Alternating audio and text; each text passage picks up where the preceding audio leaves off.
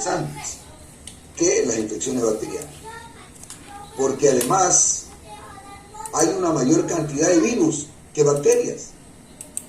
Sí, hay una mayor cantidad de virus que bacterias. De tal manera que ese es el tema que vamos a empezar a desarrollar ahora.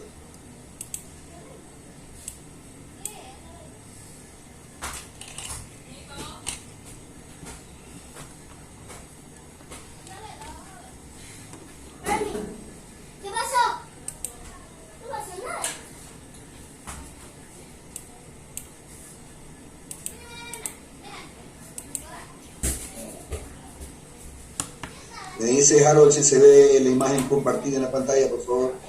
Afirmativo, doctor. Se ve clarísimo. Bien.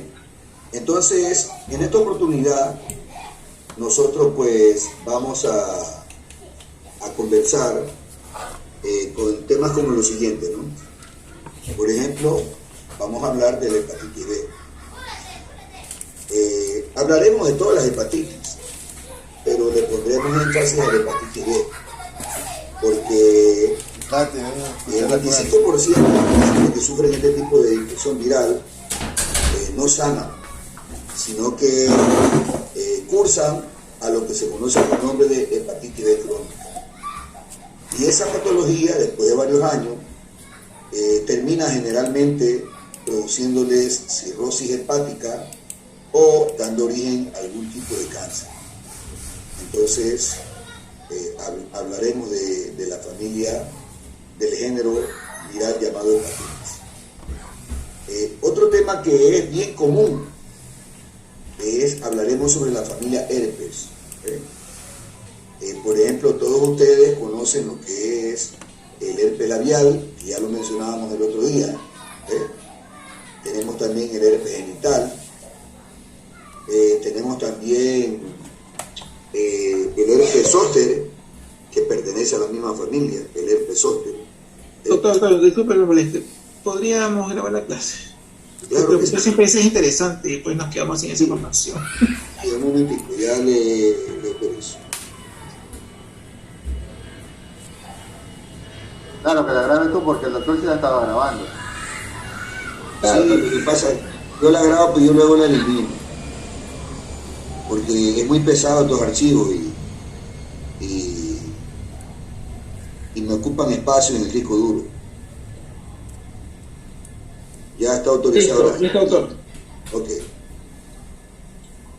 Entonces decía que hablaremos sobre la familia de los virus de la hepatitis y hablaremos un poco más sobre hepatitis B, porque esta afección no cura en muchos pacientes y da origen a cirrosis hepática o cáncer de hígado. Hablaremos de la familia herpes, y ahí tenemos nosotros, por ejemplo, el herpes labial, que es bien común, el herpes genital, que también es común, y hablaremos del herpes zóster, que mucha gente no lo conoce, y debido a eso, pues a veces no se lo trata adecuadamente, y ocasiona un problema que se conoce como neuropatía posherpética, que es un problema para el paciente que tiene eso, porque le ocasiona mucho dolor. Hablaremos de influenza, que como sabemos originó una pandemia en el año 2009-2010. Hablaremos también de COVID-19, por supuesto, ¿no? Hablaremos de VIH. Imagínense esta infección viral que fue declarada pandemia en el año 81, ya cumplió 40 años esta pandemia. Cumplió 40 años ya. Y bueno, pues hay algunas novedades que debemos conocer sobre ese tipo de infección. Hablaremos también sobre el rotavirus, que es una infección gastrointestinal frecuente en los niños. Hablaremos de dengue, hablaremos de chikungunya, hablaremos de Zika y también de fiebre amarilla, ya que todas estas patologías son transmitidas por un mismo vector, que es el mosquito Aedes aegypti. Pero bueno, antes de empezar de lleno, vamos a iniciar aprendiendo sobre generalidades de virología.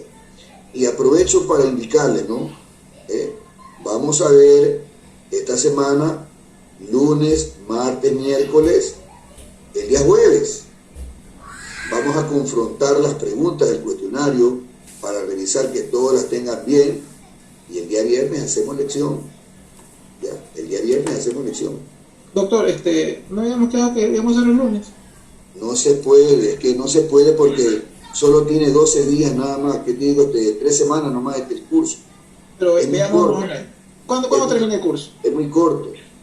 El curso termina o el viernes de la próxima semana o el lunes de la siguiente. 27. 27. Sí, o termina el 27 lunes o termina el viernes 24. Ya voy a ver en el CEJA. No, le digo que la razón es porque el mismo día 27 yo ya estaré iniciando otro curso, ¿ya? Entonces, yo voy a tratar de ver si de pronto el otro curso me lo cambian para el día martes, y en ese caso sí el examen final sería el lunes, ¿no? ¿Ya? Sí, yo voy a conversar con coordinación para eso. Pero el problema es que es corto el programa, es corto, ¿no? Entonces hay que aprovechar el tiempo. Profe, yo tengo una consulta, perdón, buenas noches.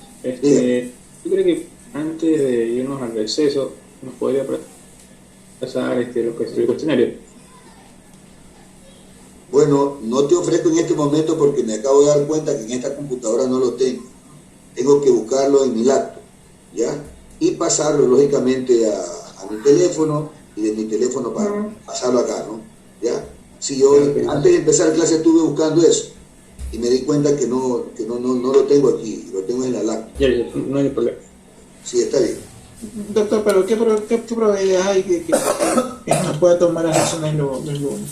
No alcance bien. No alcance. No alcance. En todo caso, el examen sí, vamos a hacerlo lunes. Ya, definitivo. Listo, doctor. Bueno, en primer término, ¿cuál es la definición de lo que es un virus? En biología, un virus significa toxina o significa veneno. Y decimos en biología porque virus también tiene otro significado, las llamadas tecnologías de la información y la comunicación, ¿no?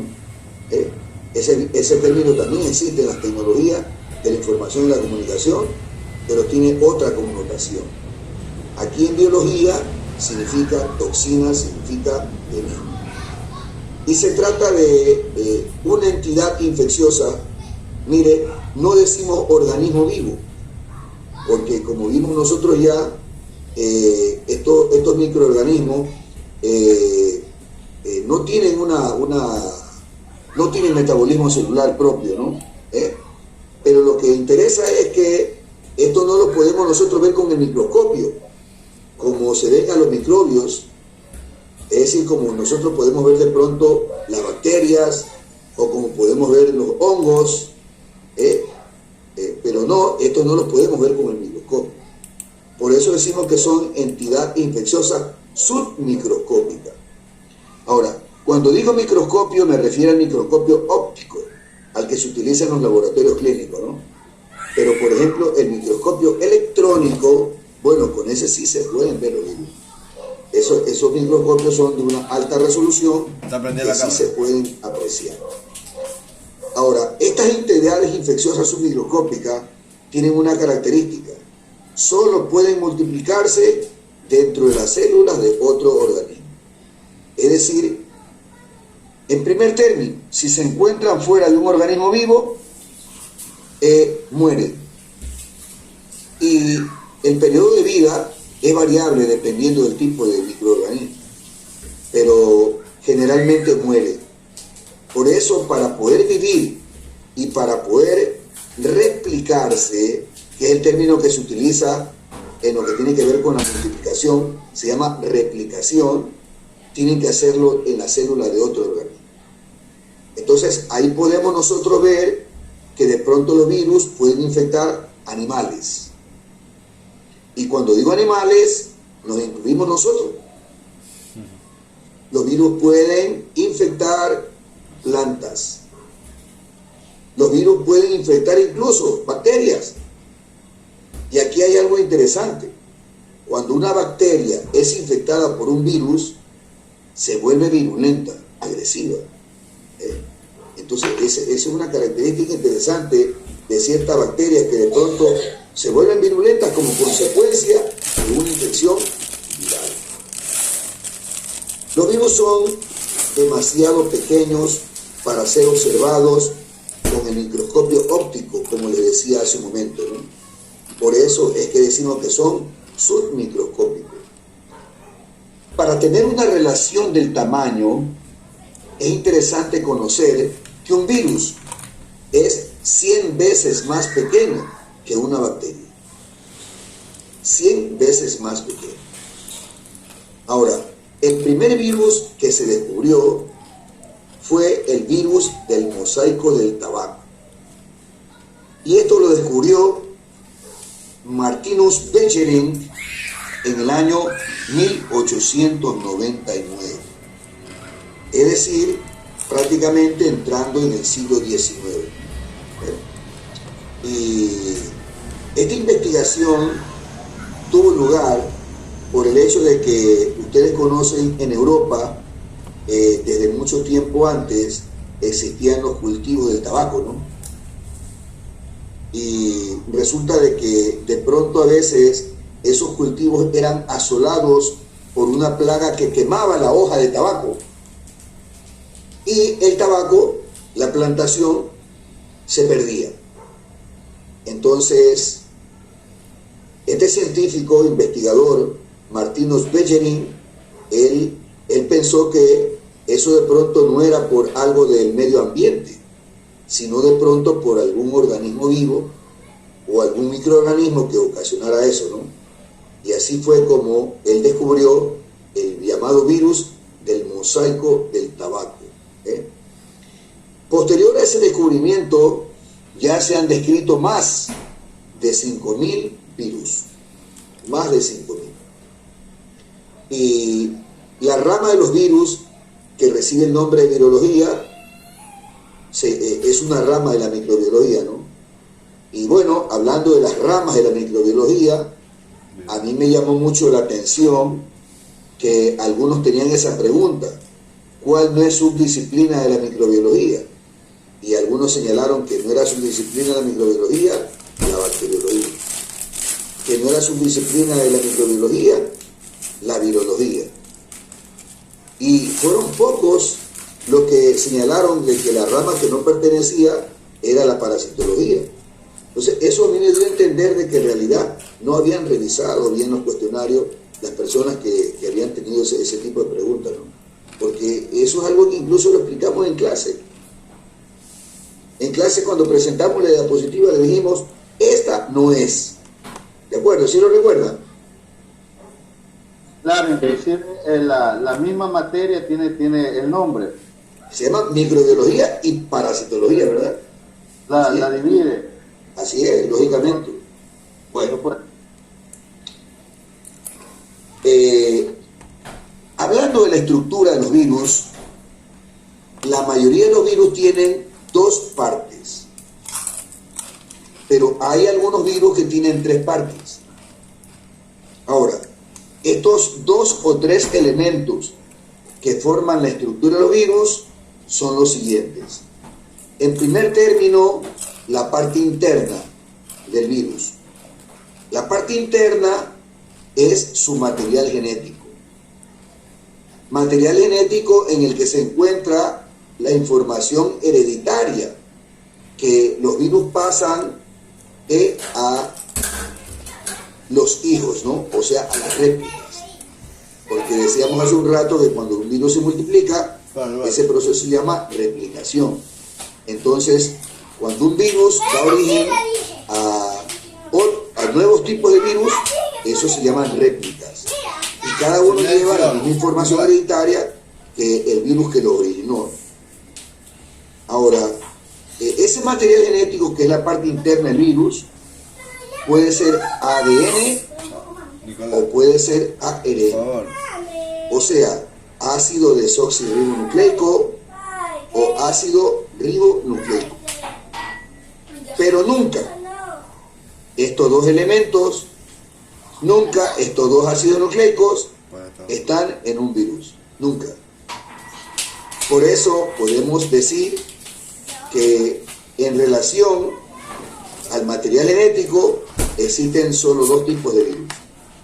Virus ADN y virus ARN. Virus ARN. Ahora, este material genético llamado ADN o ARN tiene una cubierta de protección.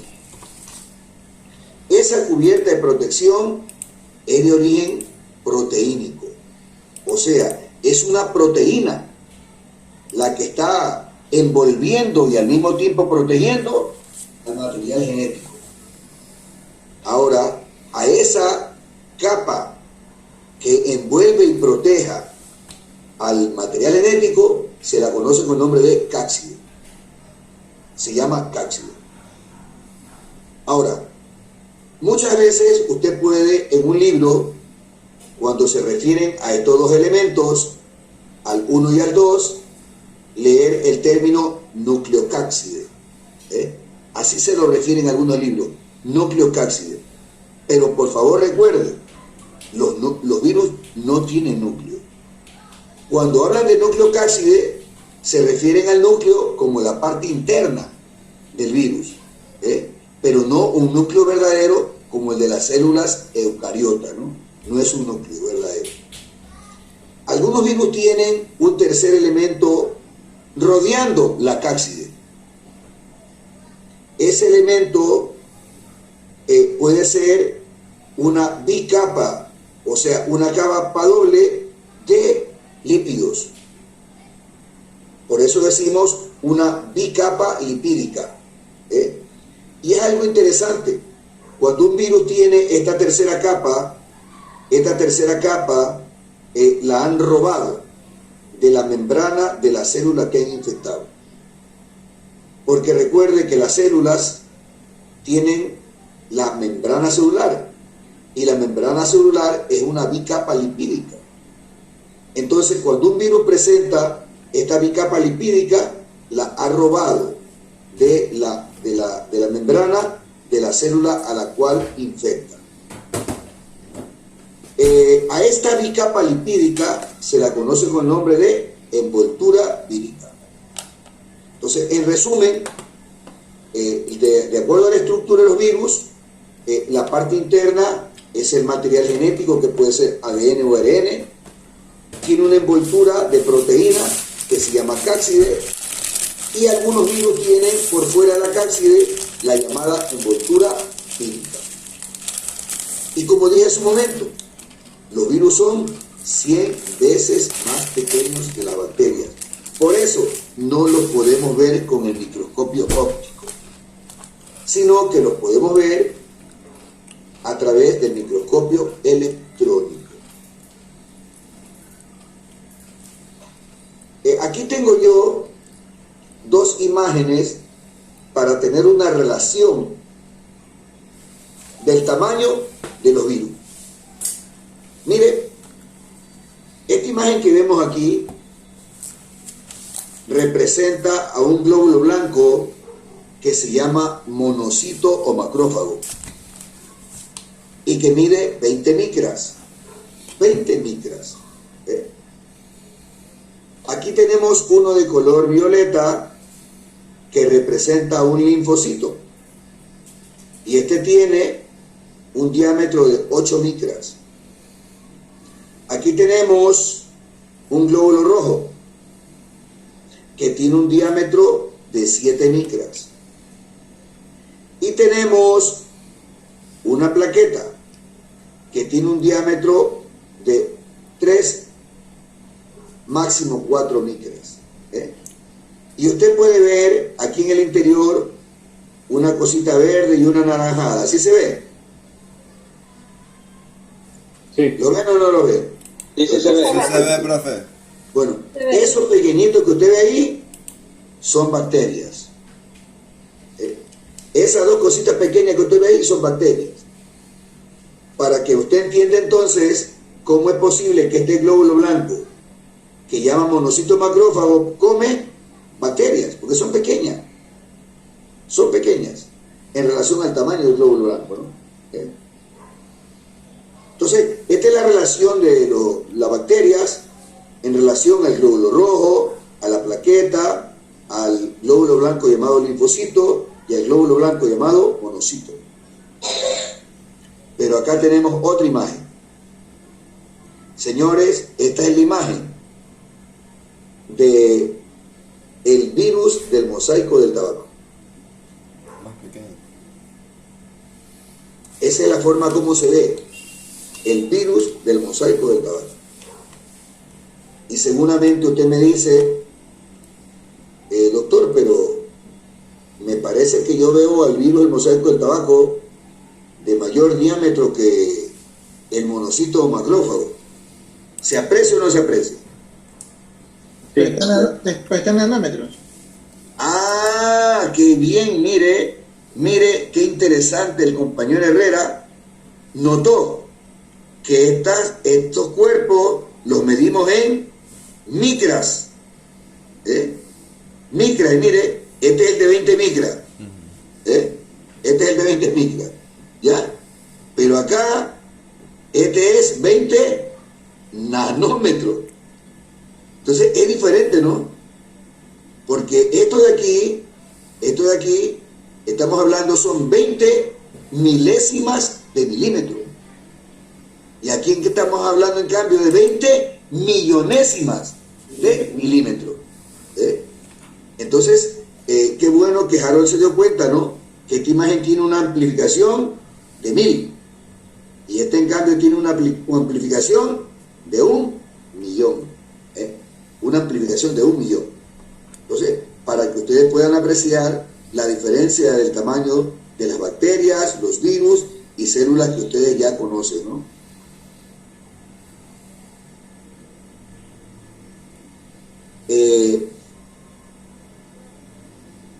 Cuando estudiamos nosotros generalidades de microbiología, hablamos sobre la transmisión de los microbios. ¿Recuerdan? Y ya en aquella oportunidad dijimos que hay dos formas de transmisión: la transmisión vertical y la transmisión horizontal. ¿Lo recuerdan o no? Sí. Bueno, entonces yo voy a poner aquí por ejemplo de transmisión vertical. Por ejemplo, la hepatitis B. O también el VIH. Entonces resulta que la hepatitis B, una mujer embarazada, infectada, puede transmitir al bebé en el vientre la infección. O puede transmitir al bebé la infección durante el parto vaginal. Profesor, dígame. disculpa que lo interrumpa. Por ejemplo, en la lección que usted nos tomó, también teníamos preguntas de transmisión vertical y horizontal. Ajá. Y ahora usted recién nos está dando ese tipo de preguntas. Usted nos puso transmisiones verticales y horizontales. Ahí también me confundí, creo, en algunos. Pero yo eso expliqué en clase también. Eso sí está en clase. Claro, lo expliqué en clase. Está en las diapositivas. Por supuesto, eso fue explicado en clase y explicado con ejemplos incluso. ¿Sí? Eso fue explicado en clase también. Porque ahí hablamos nosotros de transmisión horizontal, directa e indirecta, y luego hablamos de transmisión vertical y hablamos de transmisión transplacentaria, perinatal y de la Eso sí me acuerdo, de la directa y directa, me acuerdo, de la vertical y horizontal. No recuerdo bien. ¿No se acuerda de la vertical y horizontal? Entonces, no me acuerdo de eso. Entonces usted, Eso sí me acuerdo bien, pero eso no recuerdo. Estaba chateando. Cuando fui al baño. Estaba chateando. Bueno, es posible que es posible que se desconectó por un momento, ¿no? ¿Ya? Es posible que usted se desconectó, no digo de clase, sino de pronto en ese momento estaba a lo mejor su atención en otro sitio, ¿ya? Pero pusimos como ejemplo, le decíamos que la amiga le decía a la enamorada, oye, ¿y cómo que tú estás besando a tu novio que no te has dado cuenta que tiene herpes en el labio? Ya, es verdad. ¿Ah, ya se acordó? Claro. Sí, que yo voy a mi compañera, ya me acuerdo. Y luego también hablamos de la mujer que tenía VIH, ¿no? Lógico. Es decir, si lo explicamos. Acá solamente voy a remarcar porque hay algunos mecanismos que de pronto son propios de las infecciones virales, ¿ya? Y por ejemplo, cuando hablamos de transmisión vertical, aquí tenemos dos ejemplos. La hepatitis B y el VIH tienen transmisión vertical, pero cuando hablamos de transmisión horizontal, cuando hablamos de virus, tenemos que decir que la transmisión horizontal, ese es el mecanismo más amplio mediante el cual se produce la transmisión de los virus. Y esa transmisión puede ser de diferente manera. Por ejemplo, presta atención, dice, la transmisión puede ser por contacto de sangre o fluido en la actividad sexual. Y pone dos ejemplos, VIH y hepatitis B. Mire, los mismos ejemplos de arriba. O sea que esas dos infecciones se transmiten tanto de manera horizontal como de manera vertical. Ahora yo le pregunto, por ejemplo, a usted y a todos los que están presentes en este momento,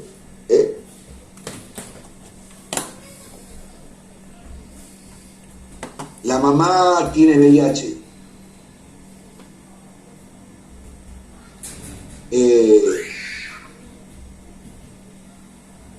Sabiendo que tiene VIH, ella pues decide no tomar ningún medicamento porque no quiere hacerle daño a su bebé,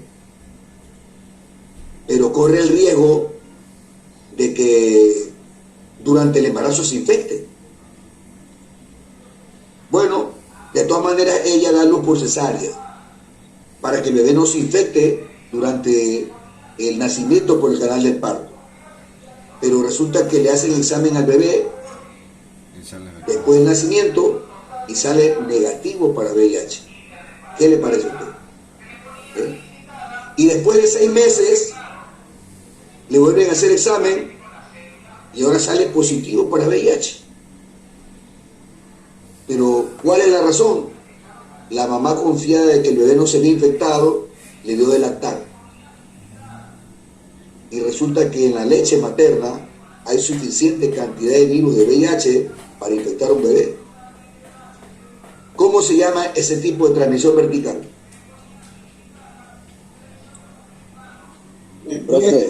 VIH materno. Transmisión vertical vía lactancia materna. Profe, esa fue la pregunta que usted puso en el examen, ¿verdad? Bueno, esa no fue. Bueno, no, pero fue una parecida de una madre que iba a dar a luz por cesárea. Entonces le voy a hacer otra pregunta, ¿no? Mire, entonces es una mujer que tiene sífilis, ¿de acuerdo? O tiene VIH ya, tiene VIH y el bebé nace por cesárea, ¿de acuerdo? Y el bebé, después de que nace, le hacen examen y está infectado. ¿Cuál fue el tipo de transmisión? Vertical directa. Transplacentaria. Transplacentaria. Sí, vertical transplacentaria, no existe vertical directa. Vertical transplacentaria.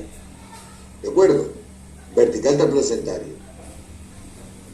Y acuérdense que también hablamos sobre el bebé, la mujer que tiene gonorrea y el bebé nace por parto vaginal y el niño se le infectan los ojos de gonorrea. ¿Qué transmisión es esa? Esa era la perinatal. Ese es perinatal. Lógico, ese es perinatal. Entonces, cuando hablamos de perinatal, eso lo explicamos nosotros cuando hablamos de gonorrea. Y cuando hablamos de clamidia, cuando hablamos de infección por gonorrea y por clamidia, lo mencionamos ahí. Ahí lo mencionamos. Ahora, en este caso, dice, la transmisión puede ser por contacto de sangre o fluido durante la actividad sexual. Ejemplo, VIH o hepatitis B. ¿Qué tipo de transmisión es? Vertical. Horizontal. Claro, ahí dice horizontal. Horizontal directa. Horizontal directa. Lógico. Dice, por la boca por el intercambio de saliva. Ejemplo, virus de Epstein-Barr. Por la boca por el intercambio de saliva. Ejemplo, virus del herpes labial. En ese caso, ¿qué es? Horizontal directa igual. Vertical directa, perdón. No existe vertical directa. Horizontal directa. Horizontal directa. Mire, otro ejemplo. Dice, por alimentos o agua contaminada. Ejemplo, hepatitis A. Y Ese ahí es horizontal indirecta. eso es horizontal indirecta. Eso es horizontal indirecta. Doctor, una pregunta. Bueno, una duda que tengo, ¿no? ¿Verdad? Como estamos viendo que las transmisiones horizontales son así, por ejemplo, un beso, ¿no? ¿Verdad? Claro. ¿No sería transmisión horizontal el darle de lactar al niño que ya ha nacido? No. Por lo que está allá afuera, no está... No. Mire, es que ahí está la cuestión.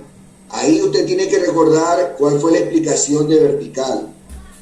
Cuando yo expliqué de vertical, dije que era una madre embarazada infectada que contagiaba a su bebé.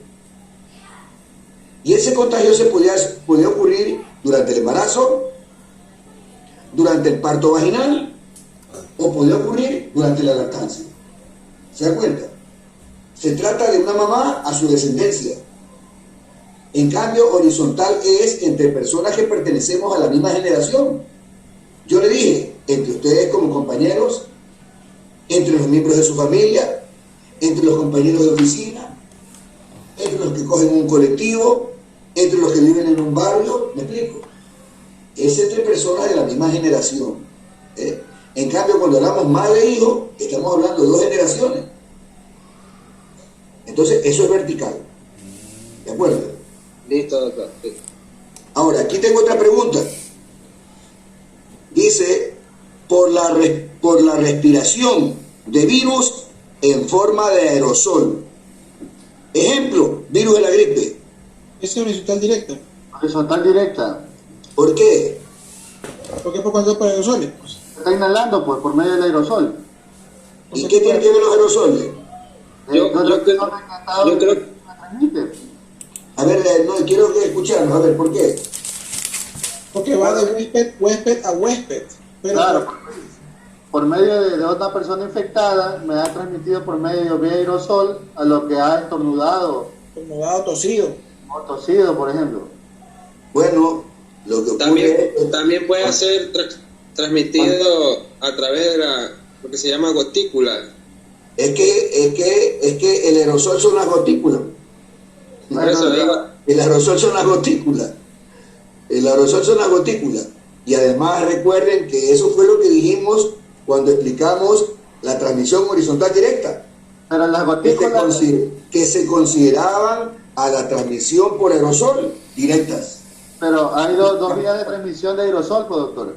La vía, la aérea, que es de más de 1 metro, y las gotículas en este caso, que es menos de 1 metro de aproximidad de acercamiento. Bueno, ¿y qué tiene que ver aquí la distancia? Aquí, en la transmisión la distancia no tiene nada que ver. Lo que interesa es el mecanismo, y el mecanismo es la gotícula. Claro. Lógico, de ahí puede ser que estaba a 5 centímetros, a 50, a 1 metro, 2 metros. Lo que interesa es que es el aerosol. Y en el aerosol, las gotículas tienen el virus. Ahora, aquí tenemos otro caso. Dice por insectos vectores, como los mosquitos. Ejemplo, dengue, fiebre amarilla. Transmisión horizontal e indirecta. Correcto. Yo creo que no se van a volver a equivocar nunca más en esto entonces de la transmisión ahora sí. no se van a volver a equivocar. Entonces, transmisión horizontal, directa e indirecta. Transmisión vertical, transplacentaria, perinatal y vía lactancia materna. Seguimos. Me dejó eso. Entre comillas, hereditario. No, es que no es hereditario. Allí eso no corresponde al término. Porque hereditario significa cuando la madre le pasa una información genética al hijo. Y eso no es información genética. La lactancia le hace la diferencia. Sí, eso no es información genética. Y ahí sería, bueno, sería, en el caso de que sea genético, sería vertical. Claro, pero ahí recibe el nombre de congénito. Congénito. Ajá. Claro, ahí recibe el nombre de congénito. ¿Ya? Ahora, ¿cómo se previenen las infecciones virales? Bueno, hay un sinnúmero de formas de prevención, ¿no? Hay un sinnúmero de formas de prevención. Pero mire, aquí yo voy a explicar cuál es la forma más barata de prevenir los virus. Y la forma más barata se llama vacuna. La vacunación es la forma más barata y más efectiva para prevenir las infecciones causadas por los virus. Doctor, ¿le puedo hacer un alto y un rato? Porque no ha habido casos. Un momentico, déjeme terminar la idea. Ya listo. Sí, déjeme terminar la idea. ¿Ya? Ahora, dice, es una forma barata y eficaz para la prevención de las infecciones. Ahora, hay ocasiones en que la vacuna no impide que tú te infectes, pero en cambio previene las complicaciones. Es decir, ese también es un efecto de la vacuna.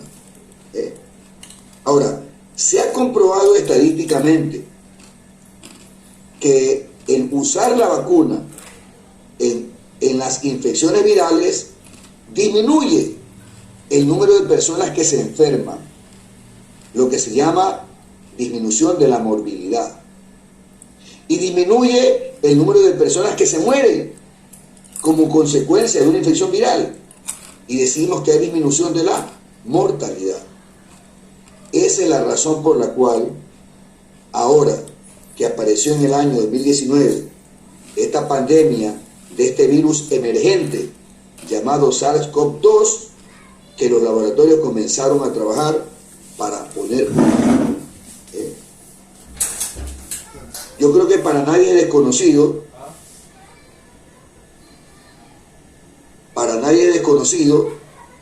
cuánto representó en costo económico cuando de pronto un familiar fue infectado y tuvo complicaciones de COVID-19.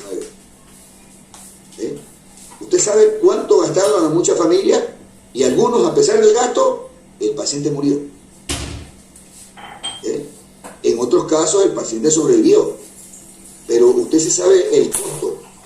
Yo he escuchado de personas que dicen que pagaron 15,000, 20,000, 25,000 y hasta 30,000 dólares durante el tratamiento que tuvieron.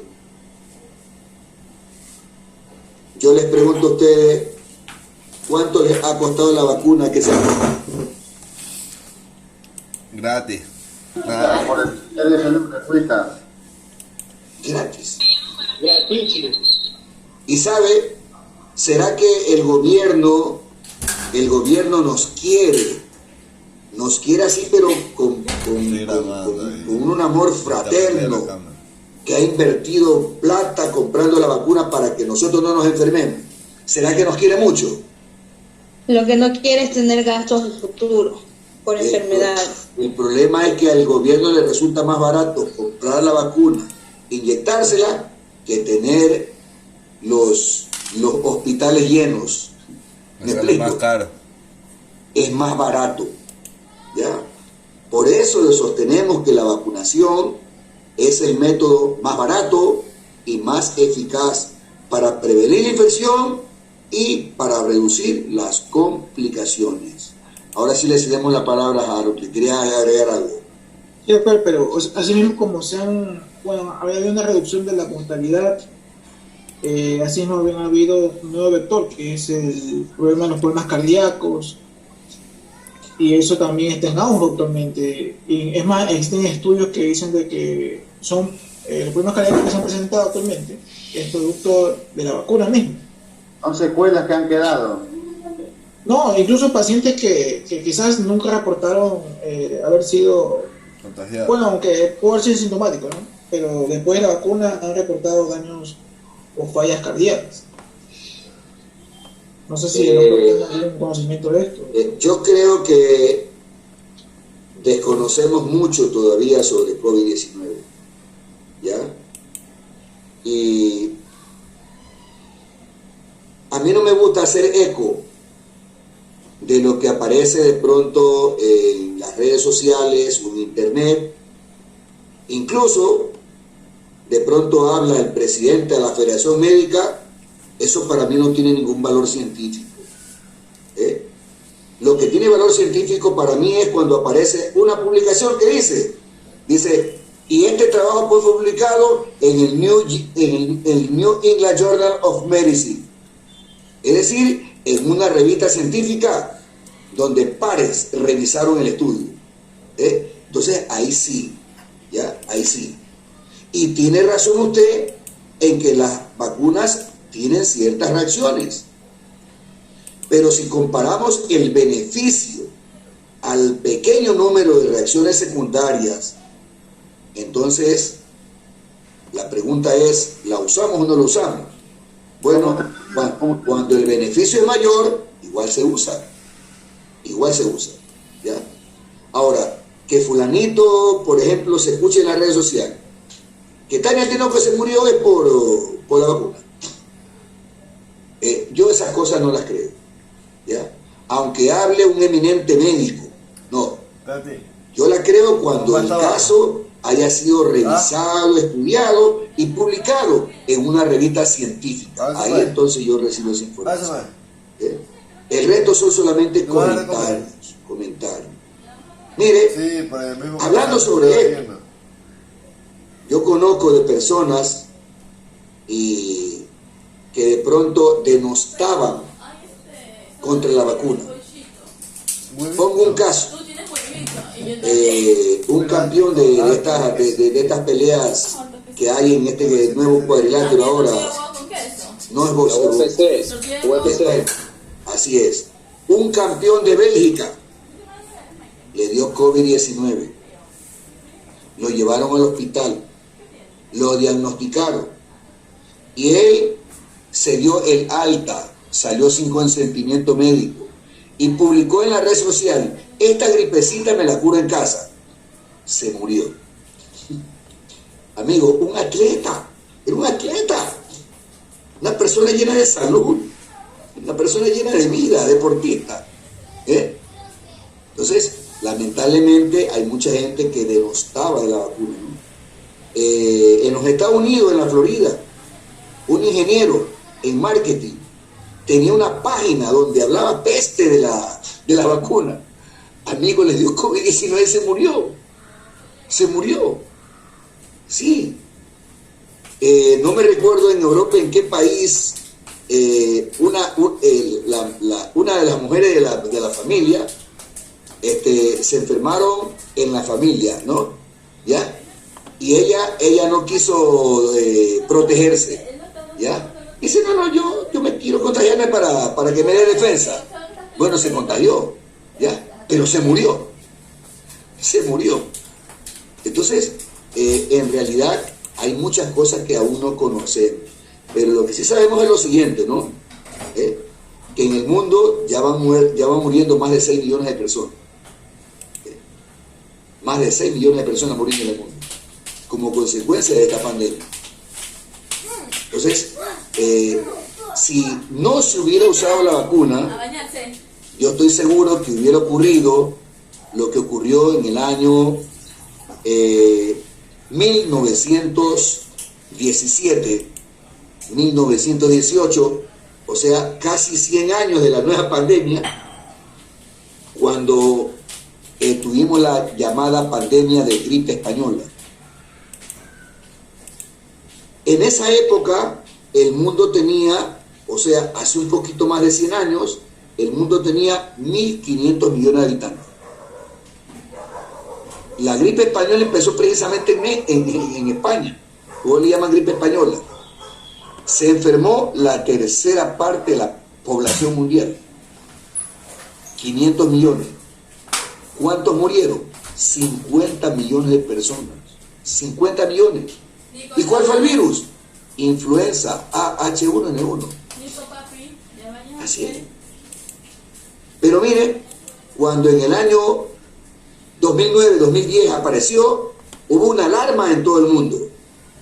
Pero venturosamente ya había medicamentos y había vacuna. Ya el medicamento que había se llamaba Tamiflu. Y la vacuna la elaboraron en 6 meses. Entonces, eso cambió, y en realidad hubieron cerca solamente de 30.000 muertes en todo el mundo. Lo que significa que definitivamente las vacunas son la forma eficaz y barata de prevenir las infecciones o las complicaciones de las infecciones virales. Si alguien desea agregar algo más, por favor. No sé si me permita compartir en la pantalla un momento. Sí, ¿cómo no?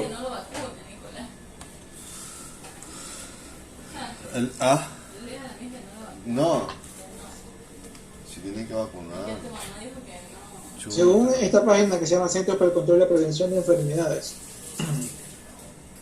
bueno, se han reportado casos de miocarditis y pericarditis posteriores a la administración de la vacuna ARNM contra el COVID-19. Dice, la CDC y sus socios están monitoreando activamente los informes de casos de miocarditis y pericarditis después de la vacunación contra el COVID-19. El monitoreo activo incluye la revisión de datos y registros médicos y la evaluación de la relación con la vacunación contra el COVID-19.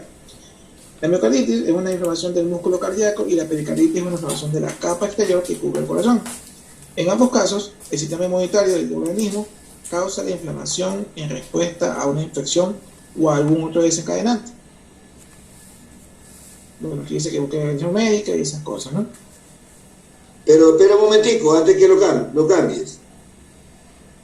Léela de aquí en adelante, por favor, de aquí en adelante. ¿De dónde? Miocarditis. Aquí donde tengo el dedo. Dice aquí, ¿ve? Aquí. ¿Dónde está el cursor? Yo no puedo ¿Dónde está el cursor? Aquí, ¿dónde estoy yo? No, más abajo, la siguiente línea. Dice, se han notificado pocos casos de miocarditis y pericarditis, especialmente en adolescentes y jóvenes de sexo masculino, varios días después de la vacunación contra el COVID-19, pues que son casos y casos. Bueno, como decía, hay reacciones, ¿ya? Pero son pocas. Y siempre que nosotros utilizamos un medicamento, siempre tenemos que valorar el beneficio y el riesgo. ¿De acuerdo? Claro que de pronto una pericarditis o una miocarditis te puede matar. Es posible, ¿ya? Pero de pronto, si te da una infección por COVID-19 y no estás vacunado, también te puede morir. Entonces, siempre uno valora, ¿no?, el riesgo-beneficio. En todo caso, siempre la Organización Mundial de la Salud, cuando ha dado sus recomendaciones, ha manifestado que las personas que tienen enfermedades inmunológicas no deberían vacunarse, ¿ya? O las personas que tienen enfermedades de fondo no deberían vacunarse, ¿ya? O sea, esas recomendaciones también existen, ¿no? O sea, yo no niego que haya reacciones secundarias, por supuesto. ¿Y cuántas hay? Las conoceremos cuando ya se publiquen los libros sobre COVID-19, ¿no? ¿Ya? Aún estamos aprendiendo. Sí, aún estamos aprendiendo. Bueno, vamos adelante. Claro, deja de compartir.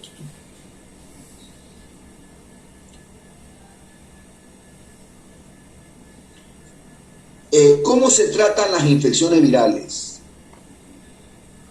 Muchas de las infecciones virales se tratan con medicamentos que nosotros llamamos sintomáticos O sea, medicamentos para aliviar los síntomas. Por ejemplo, entonces resulta que tú tienes dengue y lo que vas a tomar solamente es paracetamol para la fiebre y el malestar. Tú lo que tienes es gripe, vas a tomar paracetamol y algún descongestionante nasal. Es decir, medicamentos para aliviar los síntomas. ¿De acuerdo? Pero hay infecciones para las cuales sí existen medicamentos para el virus. Y esos medicamentos se llaman antivirales. Por ejemplo, en el caso de influenza, hay dos medicamentos. Uno se llama oseltamivir y el otro se llama zanamivir. Por ejemplo, para herpes, tenemos nosotros el aciclovir. Por ejemplo, para el VIH, tenemos medicamentos que se llaman antirretrovirales y que son específicos solamente para el VIH. Ahora, ¿por qué hago esta aseveración? Porque yo veo que mucha gente desconoce y están agripados y están comprando antibióticos en la farmacia. ¿Sí?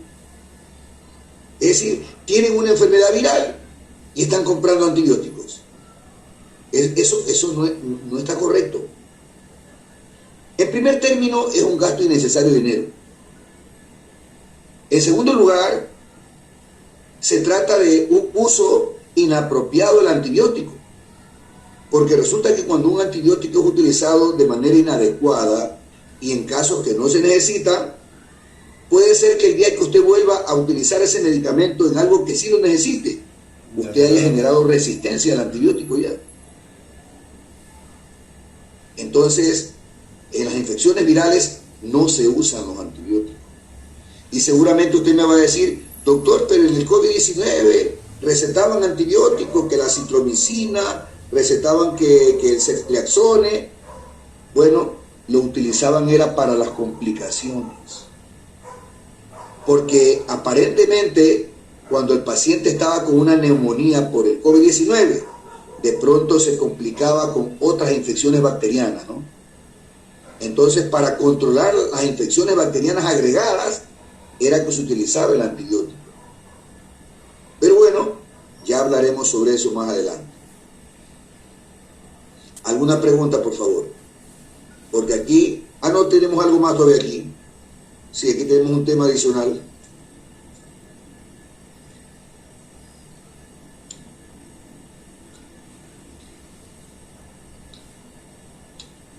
Aquí, esta me salté esta de aquí. ¿Ya? Es cómo se diagnostican las infecciones virales. Existen dos formas de diagnosticar las infecciones virales. La una es métodos directos y la otra se llaman métodos indirectos. Cuando el método es directo, el método identifica el virus o identifica el antígeno viral. ¿Qué quiero decir con esto? Que el método directo demuestra o identifica el virus. Es que el método lo ve al virus. Por ejemplo, la microscopía electrónica. Con la microscopía electrónica se ve el virus. Es decir, se demuestra el virus.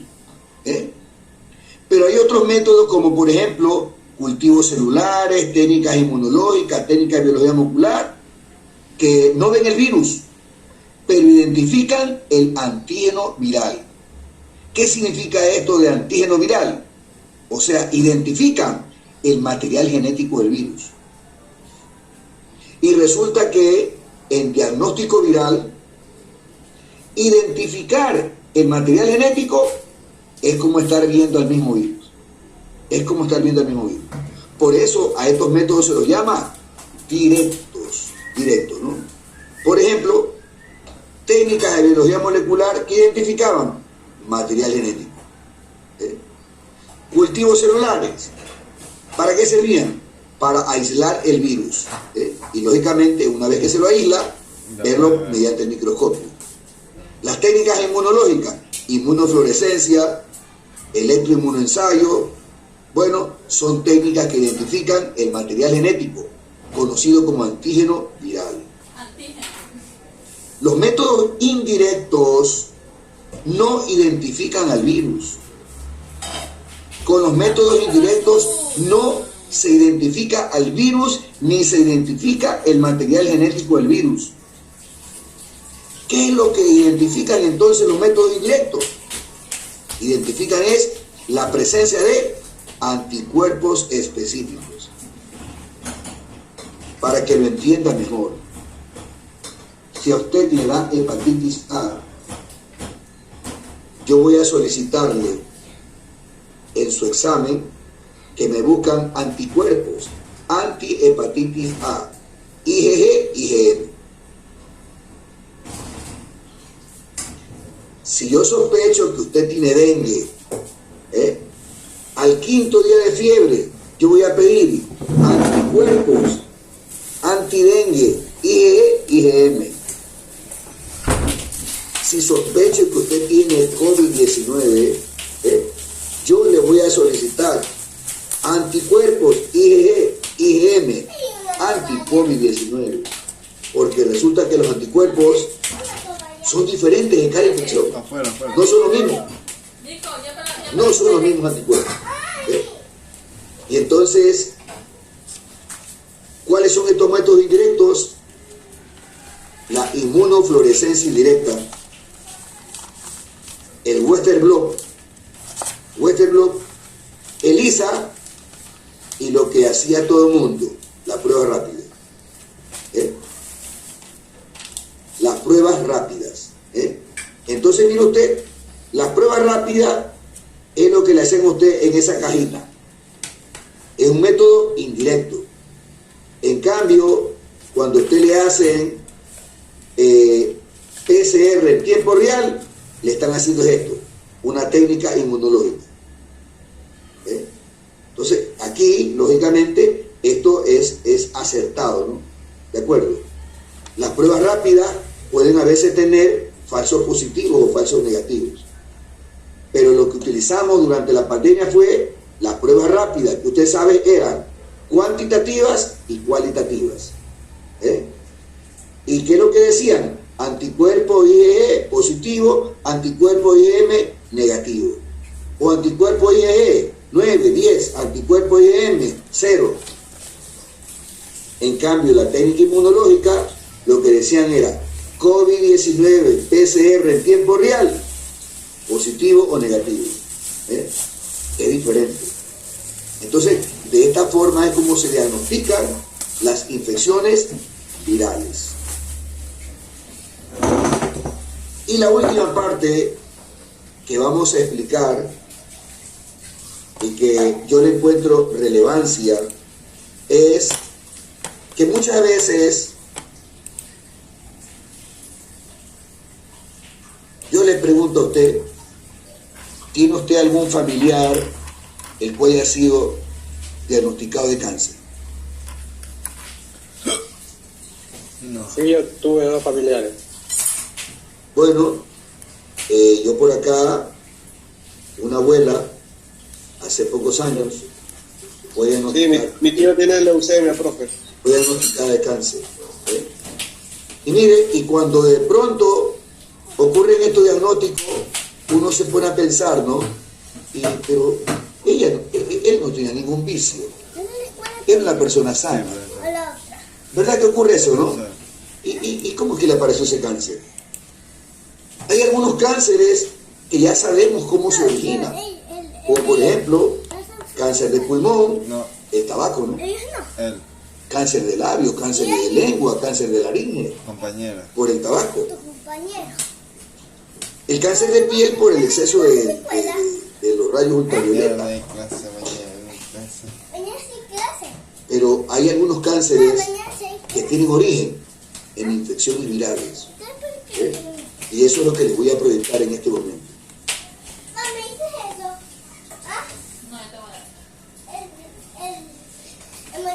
primer cáncer en el que se encontró una relación con infección viral fue en el año 1964.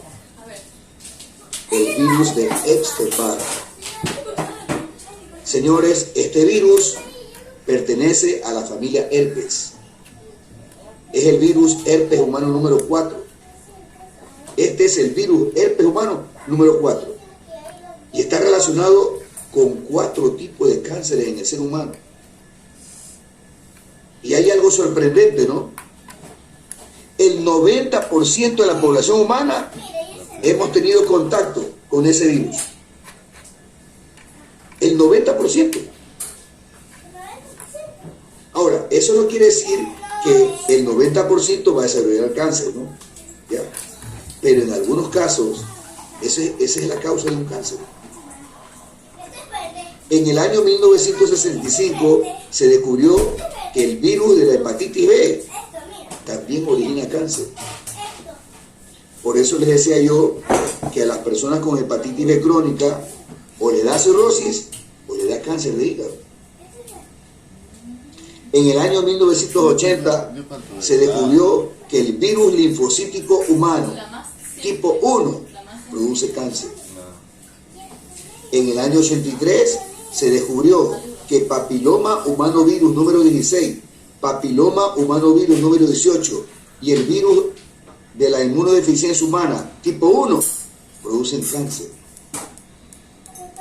En el año 89 se descubrió que el virus de la hepatitis C produce cáncer. Y en el año 94 se descubrió que el virus herpes humano número 8 también produce cáncer. Entonces, amigos, hay muchas veces que de pronto o nosotros o alguien es diagnosticado de cáncer y no sabemos que de pronto en realidad lo que tuvimos hace tiempo fue una de estas infecciones de la cual nosotros nunca supimos que estábamos infectados. Y ya lógicamente posteriormente aparecen estos diagnósticos, ¿no? Por ejemplo, imagínese usted, herpes humano número 16 y 18. Son los responsables del 90% de los cánceres del cuello de útero. Así. Y resulta que este virus es el que más se transmite a través de relaciones sexuales. Y no hay sintomatología que le diga a usted está infectado. No. A menos que usted se haga primeramente un Papa Nicolau para descubrir alteraciones en las células del cuello uterino. Entonces, aquí podemos nosotros entonces pensar, ¿no? Decir, ok, tiene cáncer en tal sitio, no fumaba, no bebía, comía bien, dormía bien. Bueno, alguna infección viral tuvo que nunca se descubrió, que es la causa del cáncer. Profesor, una pregunta. ¿El cáncer de páncreas también es producido por alguna infección viral? No. Hay muchas causas del cáncer de páncreas. No tenemos conocimiento de una infección viral específica. No tenemos. La única buena noticia es que en el pasado una persona diagnosticada de cáncer ya prácticamente estaba condenada a la muerte. Actualmente ya hay dos alternativas. Una, trasplante de páncreas. Ya se puede hacer. Es decir, ya en Israel innovaron hace poco tiempo con esa novedad de reemplazar el páncreas de una persona. Y también hay tratamientos para el cáncer de páncreas. Bueno, voy a poner ahora una diapositiva y voy a pedirle que ustedes por favor la analicen y me den su opinión antes de irnos al receso. Una pregunta. Diga. Cuando usted habla del virus papiloma humano que causa cáncer en el cuello del útero, sacándose ya el útero, ¿se acabaría ese problema? ¿O igual afectaría, digamos, a otro órgano? No sé. Si el cáncer no se ha extendido,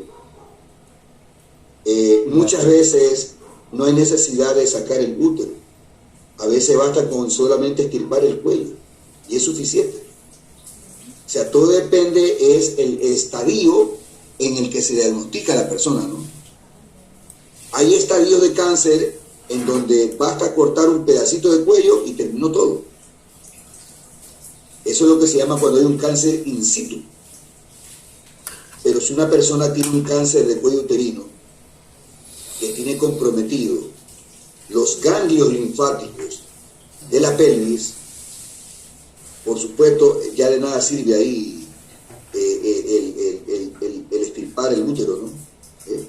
Porque habría que no solamente extirpar el útero, los ovarios, los ganglios, sino también ha de recibir radioterapia y quimioterapia.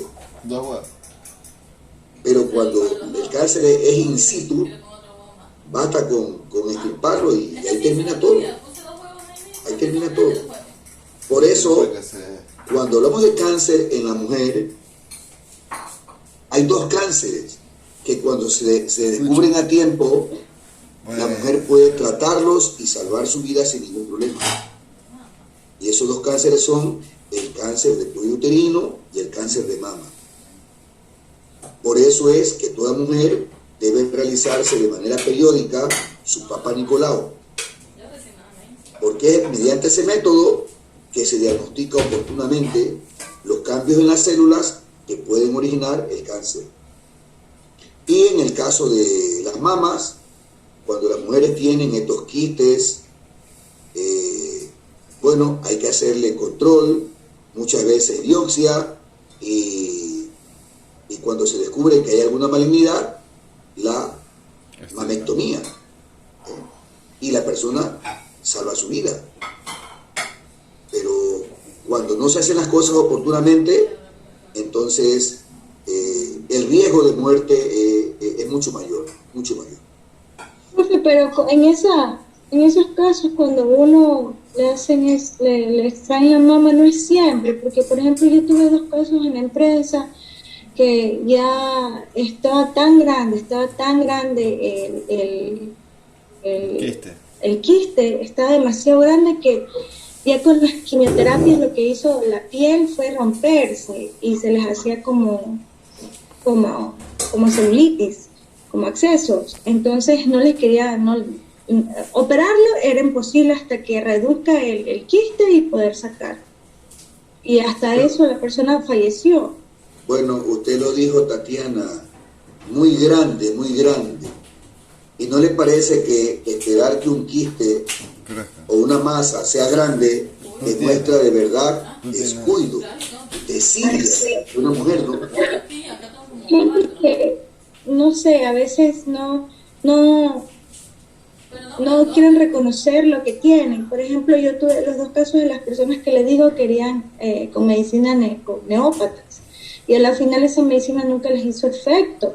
Ya cuando ellos fueron a Solca, ya fue demasiado tarde. Entonces, ya fueron cuando ya tenían en sí la mama, la tenían así de inmensa. Y eso fue 3 meses y ya, no fue más.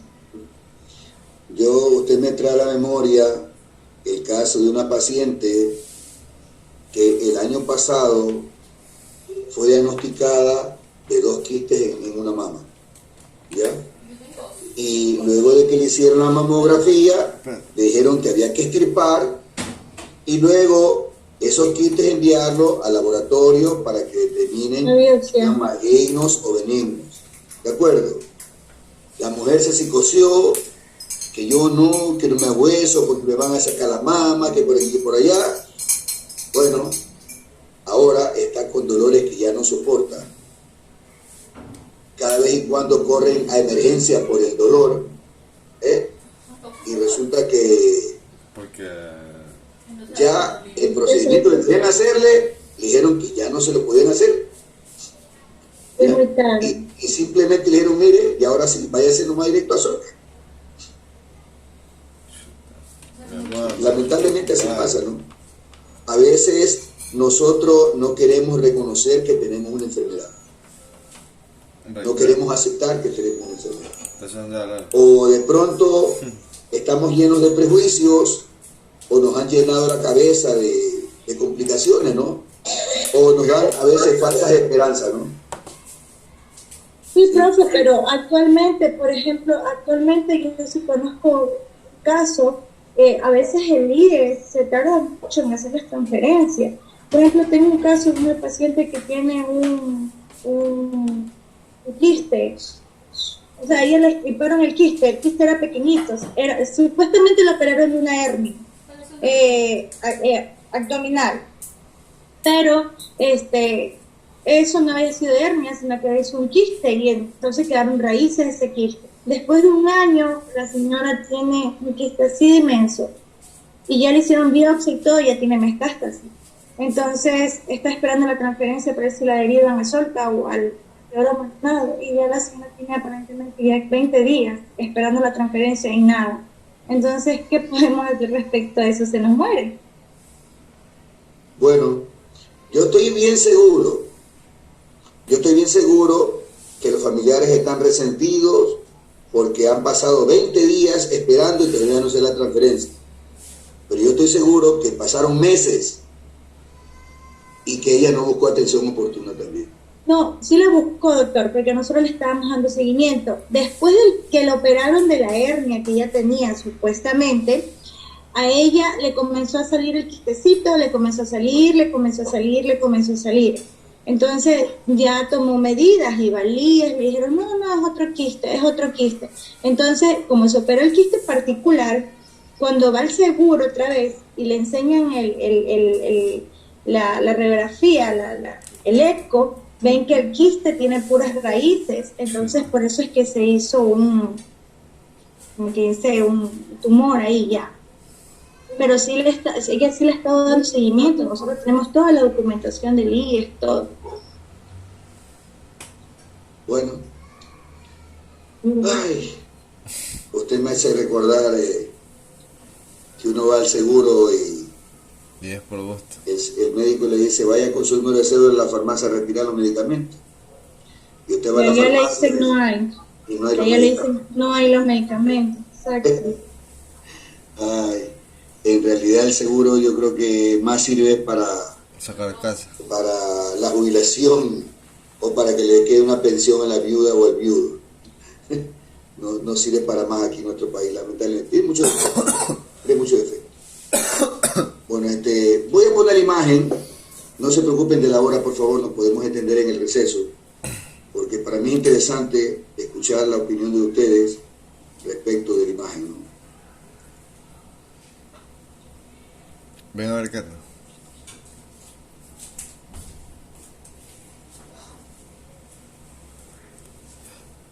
Esto del SIDA realmente te preocupa, ¿no?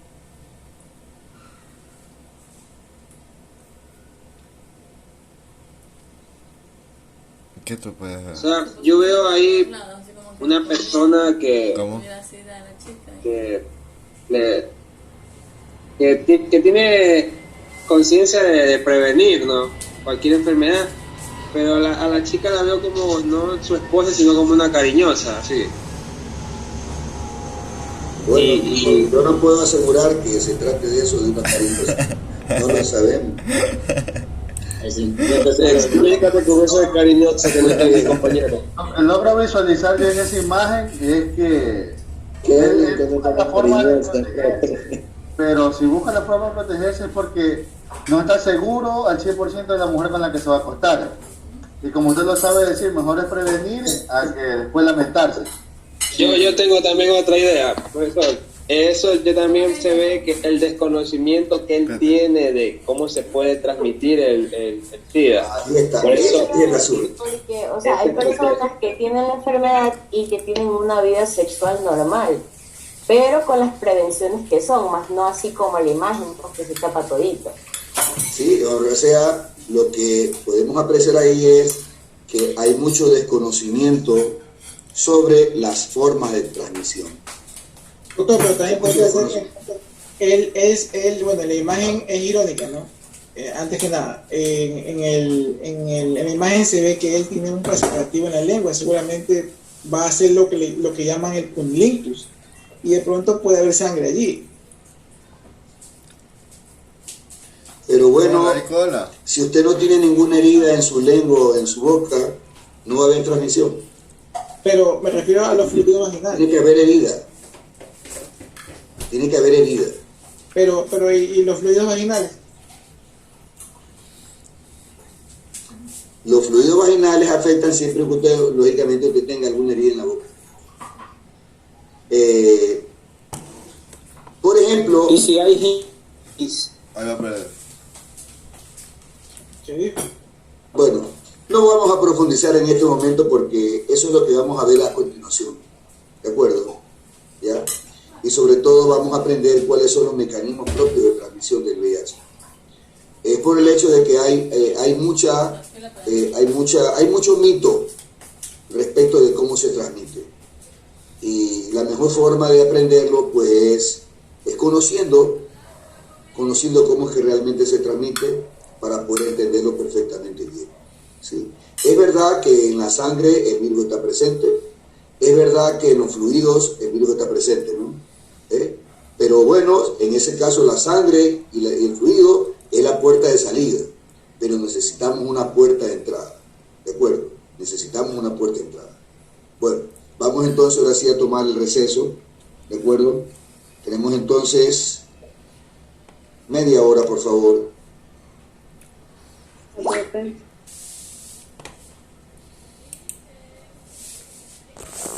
Vamos y volvemos.